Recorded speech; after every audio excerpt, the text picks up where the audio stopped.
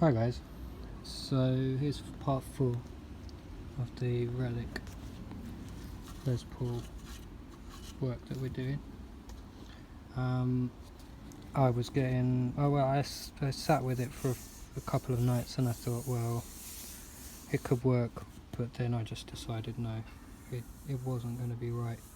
So even though it's kind of been a bit heartbreaking sounding through really thick sealer as these import guitars usually, at least we think it's an import guitar, we don't know. I don't know. We don't know. I was told it was UK built, but I presume more and more maybe it's not. But I'm being paid to make a great guitar out of it nonetheless. So even though it's a bit of a shame, we've gone through a bit there, we've gone through quite a bit there, and we've got chunks coming out here. And on the edges as well, it was unavoidable. We just went through some of this fairly thin now, it wasn't that thin before, veneer. But that's not the end of the world, because these parts are going to become part of the Relic. That's one of the good things about relicking, is that naturally wear and tear does happen while you're either stripping a guitar or working on it, and that wear and tear, as long as it's in the right places, is like wear and tear from a historic guitar.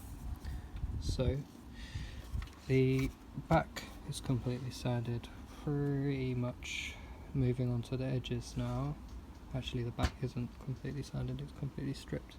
The neck is completely sanded, and the headstock needs a bit of work doing to it, even though again this was unavoidable. Just a chunk of grain came out as I was removing the poly, but I thought that will make it look a lot better than it does.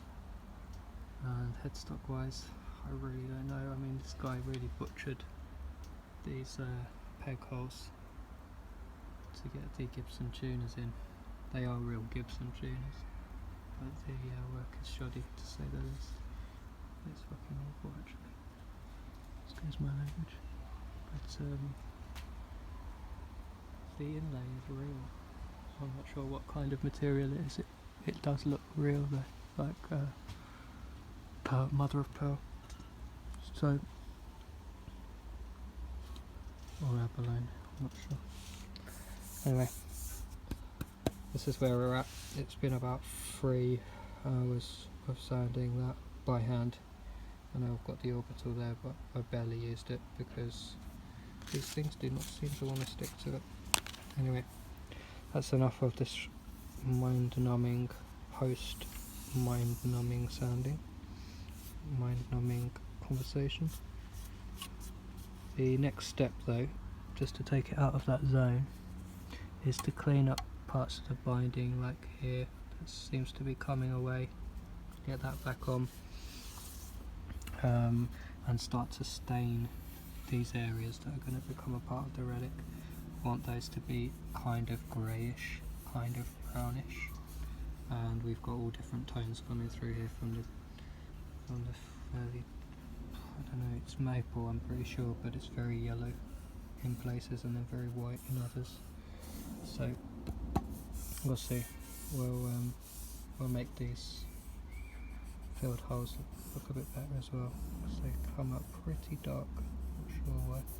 Anyway, onwards.